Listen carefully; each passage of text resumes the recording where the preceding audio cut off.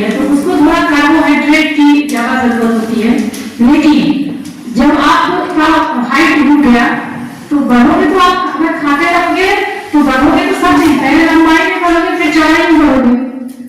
तो जब आपका वही एज है तो आपके लिए कार्बोहाइड्रेट लेना ज्यादा जरूरी है। लेकिन जब आपका हाइट रुक जाता है उसके बाद कार्बोहाइड्रेट का मात्रा सबको अपने खाने में कम लेना चाहिए। क्यों कम लेना चाहिए?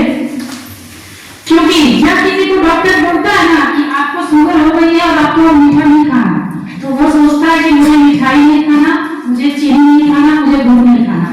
लेकिन शायद उनको ये नहीं पता है कि आप एक गेहूं की रोटी खाते हो तो आप 3 चम्मच के बराबर चीनी लेते हो, क्योंकि कार्बोहाइड्रेट भी जब आपके शरीर में जाता है वो भी तो ग्लूकोज ही बनाता है ना, वो भी शुगर ही बनता है। तो एक गेहूं की रोटी में 3 चम्मच चीनी होते हैं। और अगर 100 ग्राम चावल खाते हो तो उसमें तो कितना चीनी है, मतलब वो चीनी यही सब्जी है। तो खाने का प्रत्येक खाने का मील का एक ग्लाइसेमिक इंडेक्स होता है। आप उस ग्लाइसेमिक इंडेक्स को देखो, अगर उसका ग्लाइसेमिक इंडेक्स 55 से कम है तो वो मतलब कि उसमें कार्बोहाइड्रेट की मात्रा तो है, लेकिन वो इतनी कम है कि वो आपके शुगर में आपके ब्लड में शुगर को धीरे धीरे बढ़ाएगा।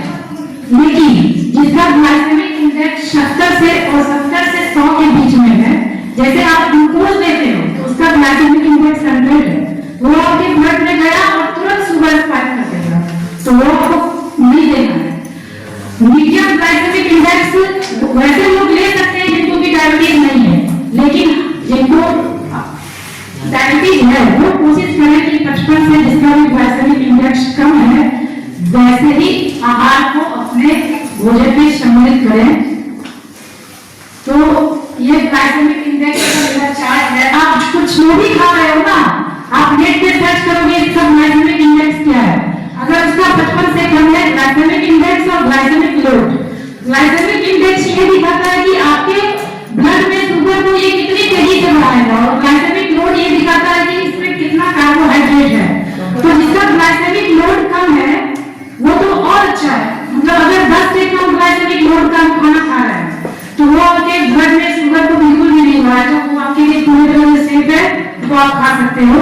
तो ग्लाइसेमिक इंडेक्स और ग्लाइसेमिक लोड का चार्ट चेक करो, 55 से कम ग्लाइसेमिक इंडेक्स वाले खाने को आपको खाना है।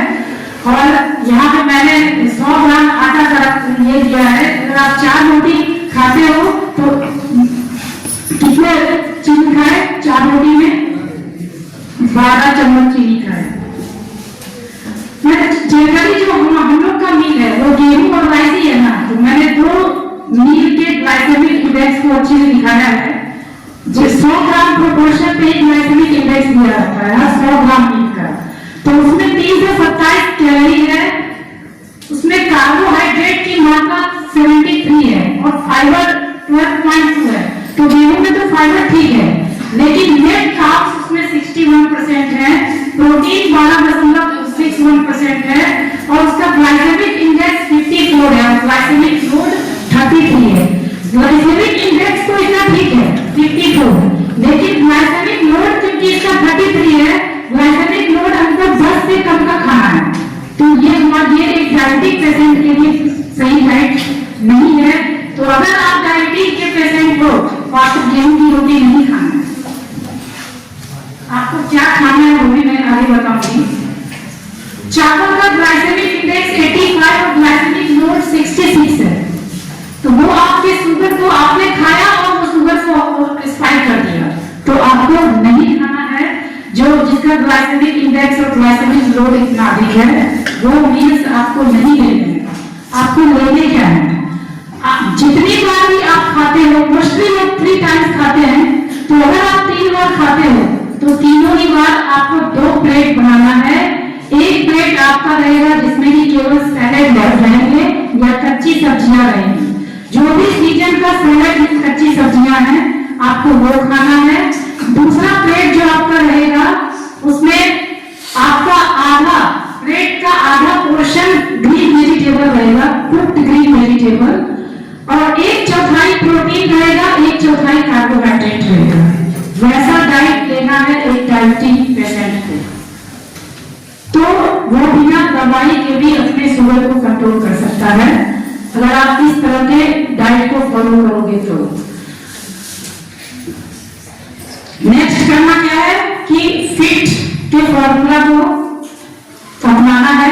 फ्रीक्वेंसी क्षमता के अनुसार और प्रत्येक दिन के लिए 40 से 45 मिनट आपको व्यायाम करना है।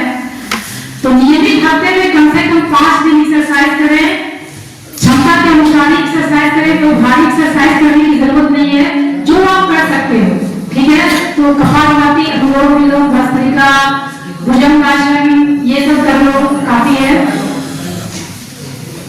कुछ नहीं कर सकते हो तो केवल वॉक भी कर लो। तो ये तो थी कि किस तरह से आप डायबिटीज से बच सकते हो। अब इसमें मैं अपनी जर्नी को बताना चाहूंगी, 10 मिनट लगेंगे कम से कम। तो मेरी जो